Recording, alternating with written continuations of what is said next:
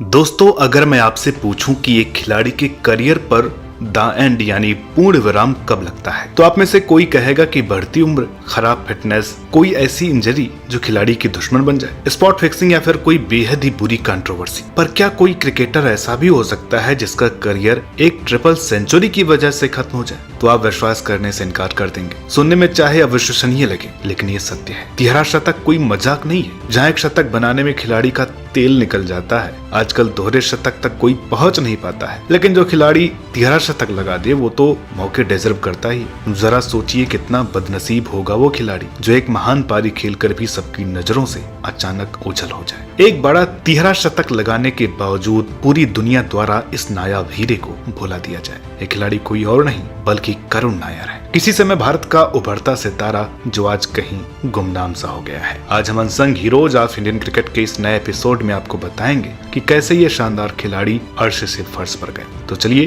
बिना किसी देरी के वीडियो को शुरू करते हैं। तारीख थी 16 दिसंबर 2016, जब भारत और इंग्लैंड के बीच 5वां टेस्ट चेन्नई की रैंक टर्नर पिच पर खेला जा रहा था। अपनी पीक पर चल रहे भारतीय उप कप्तान अजिंक्य रहाणे चोटिल होकर टीम से बाहर हो गए थे। उनकी रिप्लेसमेंट करुण को खिलाया जा रहा था। इंग्लैंड के विशाल 477 रन के जवाब में भारतीय पारी 211 पर 3 विकेट खोकर संघर्ष कर रही थी। तभी क्रीज पर आया कर्नाटक का 25 साल का एक युवा। भारतीय पारी का आगाज कर रहे केएल 199 पर दुर्भाग्यवश आउट हो गए। करुण नायर अपना तीसरा मुकाबला खेल रहे थे। पहले 2 मुकाबलों में वो कुछ खास कमाल नहीं कर पाए और यह मैच उनके लिए काफी महत्वपूर्ण होने वाला था, क्योंकि वे रहाणे की जगह खेल रहे थे। अभी उनके टीम में होने से किसी को कोई खास फर्क नहीं पड़ रहा था और न ही किसी को कोई उम्मीद थी। कहते हैं जो कुछ नहीं करते वो कमाल करते हैं। ऐसा ही कुछ कमाल होने वाला था यहाँ। जब स्टंप्स हुई तो करुण 71 रन पर नाबाद लौटे। अगले दिन 19 दिसंबर को जो होने वाला था उसकी किसी को तो क्या, खुद करुण को भी उम्मीद नहीं थी। एक ही दिन में उन्होंने 100, 200 और फिर 300 रन पूरे किए। एक ही दिन में यह कारनामा करने वाले ये पहले खिलाड़ी बने। वहीं 13 शतक लगाने वाले वीरेंद्र सहवाग के बाद वो दूसरे भारतीय बने। एक ही दिन में 232 रन जड़ डाले। उन्होंने कोहराम मचा दिया। आपको बता दें कि ये उनके करियर का पहला शतक था और अपने पहले ही शतक को बतौर 300 जड़ने वाले वे विश्व के महज तीसरे खिलाड़ी बने। और ये पारी आई भी तो इंग्लैंड जैसी मजबूत टीम के खिलाफ। 303 रन की उनकी इस पारी की बदौलत भारतीय मैच एक पारी के अंतर से जीता। जिस करुण नायर को कोई जानता तक नहीं था, उसे पूरी दुनिया पहचानने लगी थी। हम सभी फैंस की जुबान पर और अखबारों में उन्हीं का नाम था। क्रिकेट पंडितों ने तो ये तक कह दिया कि जो भी शॉट इस खिलाड़ी के बल्ले से निकला वो मेडल था और कोई मिस टाइम शॉट नहीं था। बाद में करुण ने बताया कि 2 मैच में उनके फीके प्रदर्शन के बाद इस मैच में उन्हें कुछ कर गुजरना था और विकेट के पीछे से जॉनी बैरस्टो उन्हें बार बार ये कहते दिखे कि रोहित आ चुके हैं, रहाणे भी आने वाले हैं, यह आखिरी मौका है। लेकिन इन सबका क्या फायदा हुआ? जैसे ही रहाणे टीम में आए, अगले मैच में करुण को बाहर कर दिया गया। ये बिल्कुल एक्सेप्टेबल नहीं है, क्योंकि ये क्रिकेटर्स भी इंसानी है, कोई मशीन नहीं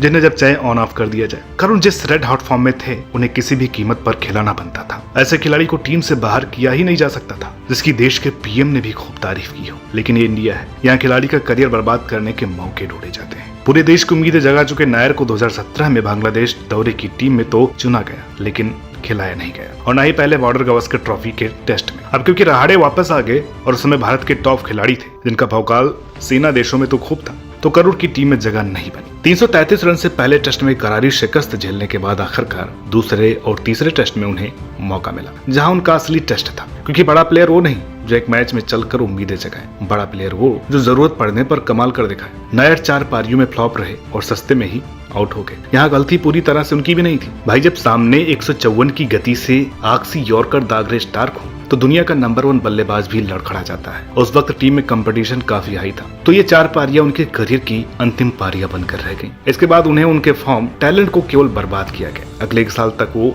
टीम में रहे। इंग्लैंड दौरे पर भी ले जाए गए, लेकिन हद तो तब हो गई जब इंजरी रिप्लेसमेंट में हनुमा विहारी को मौका दे दिया गया। ये वही दौर था जब टीम इंडिया में फेवरेटिज्म चल रहा था और कोच और बाकी स्टाफ्स ने यह तक कह डाला था कि नेट्स में उनकी बैटिंग में कुछ खास मजा नहीं आ रहा है और देखते ही देखते उन्हें टीम से बाहर कर दिया गया। इस दौरान सबसे बड़ा हार्ट ब्रेक ये था कि उनसे किसी सिलेक्टर, टीम मेंबर या कप्तान कोच ने बात तक नहीं की, न ही उन्हें आगे की स्कीम में रखा गया। 1 साल पहले जो खिलाड़ी सुपरस्टार था, आज भूला बिसरा सितारा बन चुका है। अब लगभग हर फैन की जुबान से उनका नाम कहीं ओझल सा हो गया है, क्योंकि जब ये सब हुआ उस वक्त कितने लोगों को ये भी नहीं पता था कि स्क्वाड में है भी या नहीं। हालांकि उन्हें इंडिया ए टीम की कप्तानी दी गई, लेकिन टीम की इंटरनल पॉलिटिक्स ने उन्हें बुरी तरह से हिलाकर रख दिया, जिससे करुण के कॉन्फिडेंस को बेहद ठेस लगी और यहाँ से उनका ग्राफ केवल नीचे की ओर गया। जरा खुद सोचिए, जो खिलाड़ी 300 रन बनाकर भी टीम से बाहर हो जाए, उसके पास मोटिवेशन का जरिया बचेगा ही क्या? इससे ज्यादा वो करे क्या? ये सब उनकी गेम को ले डूबा। जहां 2019 रणजी में उनकी औसत 24 की रही, वहीं अगले साल 26 के एवरेज से ही